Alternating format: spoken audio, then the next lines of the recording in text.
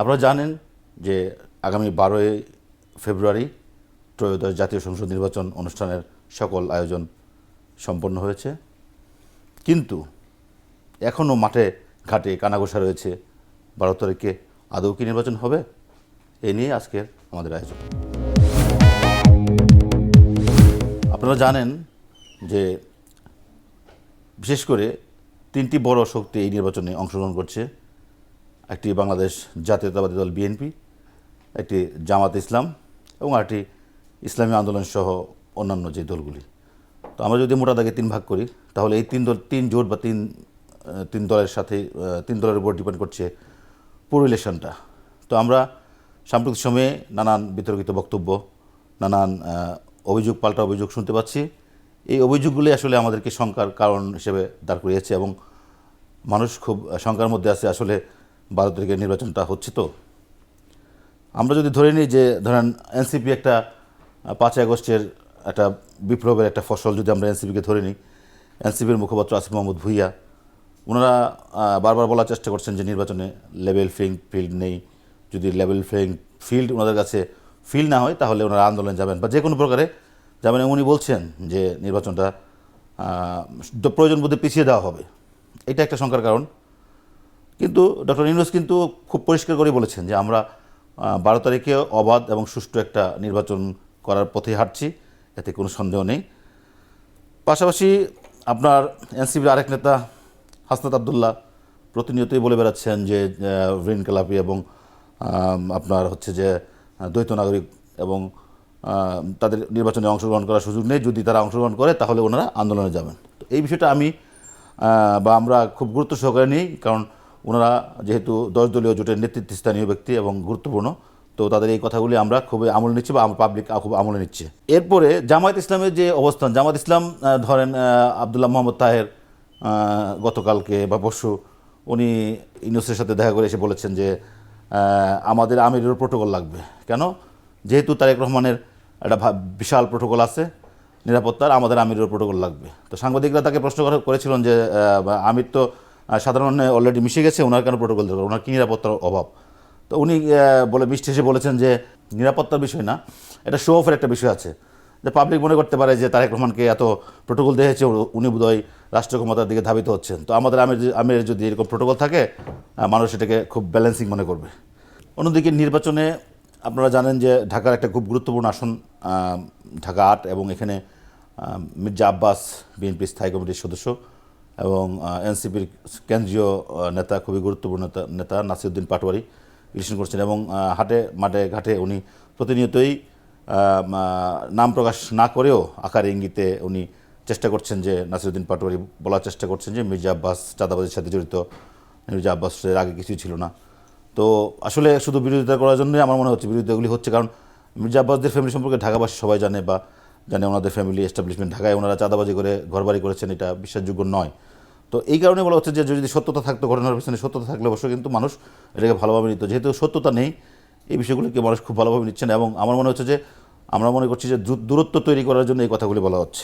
আরেকটা বিষয় যেটা যে গত 2 দিন আগে ছাত্রদল একটা কর্মসূচি দিয়েছিল 3 দফায় দাবিতে নির্বাচন কমিশন ঘেরাও, এবং এটা গত পরশুদিন এবং গতকালকে তারা খুব শান্তিপূর্ণভাবে পালন করেছে এবং গতকালকে যখন নির্বাচন কমিশনের প্রতিনিধি দল ওনাদেরকে আশ্বস্ত করেছে, ওনারা আবার ওখান থেকে তাদের এই যে অবরোধ কর্মসূচি তুলে নিয়ে ওই জায়গাটিকে পরিষ্কার পরিচ্ছন্ন করে দিয়েছে।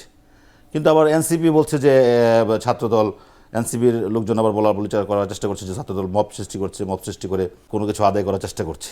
এই যে বিরোধিতা, এটা ছাত্রদল করছে বলে এটা মব হয়ে গেছে, বা ওনারা আগে যেই যৌক্তিক দাবি বা তাদের দাবির প্রেক্ষিতে যেই ঐক্যবদ্ধ হয়ে কোনো আন্দোলন করা, সচিবালয়ের সামনে, যে কোনো স্থানে, আপনার গ্রাউন্ড বাজারে, পত্রিকা অফিসে বা প্রথম আলো জ্বালিয়ে দেওয়া, এই নানান যে বিষয়গুলি, ওগুলিকে ওনারা মব বলতে রাজি না, কিন্তু ছাত্রদল 2 দিনের শান্তিপূর্ণ কর্মসূচিকে ওনারা মব বলছে। পক্ষান্তরে আমরা দেখতে পাই কি 25 তারিখে যখন তারেক রহমান দেশে ফিরলেন, তারেক রহমান ফেরার পর কিন্তু উনি একটা কথা বলেছেন যে আমরা আমাদের মধ্যে মত পার্থক্য থাকবে কিন্তু মত বিরোধ যাতে না হয়।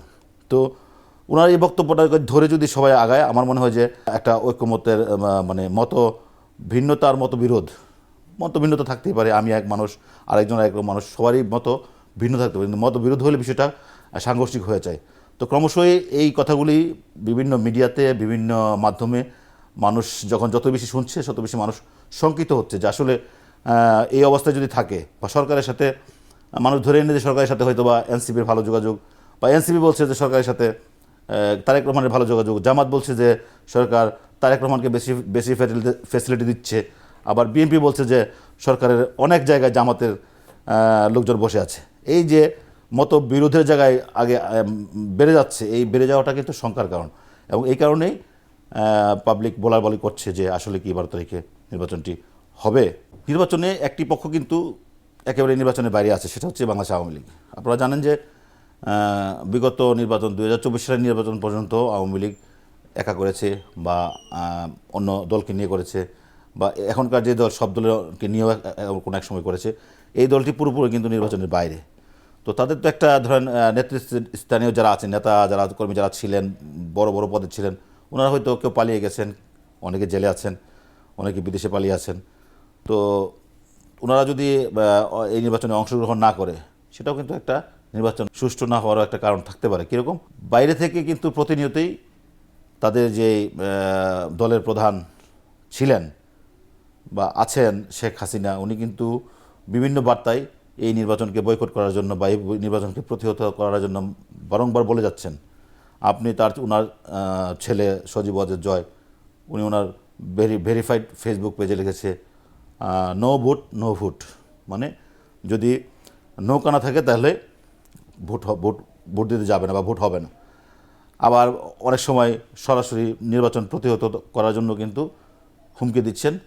তো এইসব বিষয়গুলো কিন্তু খুবই ভাবনার বিষয়, কারণ গ্রাম অঞ্চলে আপনি আওয়ামী লীগের কর্মী সমর্থক যারা ছিল সব কিন্তু পালিয়ে যায়নি, ওরা কিন্তু রয়ে গেছেন।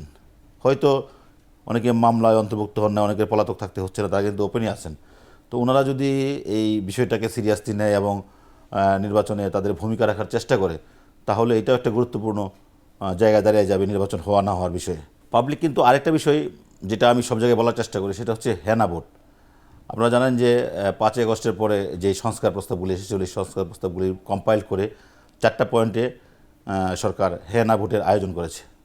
তো এই হেনা ভোটটা আসলে কি? হেনা ভোটটা যেই পয়েন্টগুলির উপর হচ্ছে, এই পয়েন্টগুলি কিন্তু আসলে সাধারণ মানুষ খুব একটা বেশি মানে ওয়াকিবহাল বলে মনে হয় না, কারণ এখানে বাংলাদেশের শিক্ষার হার খুব কম।